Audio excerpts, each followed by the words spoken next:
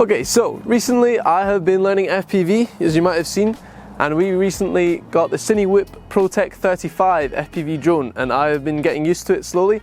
And we also bought an Insta 360-1X2 360 camera, in the name really.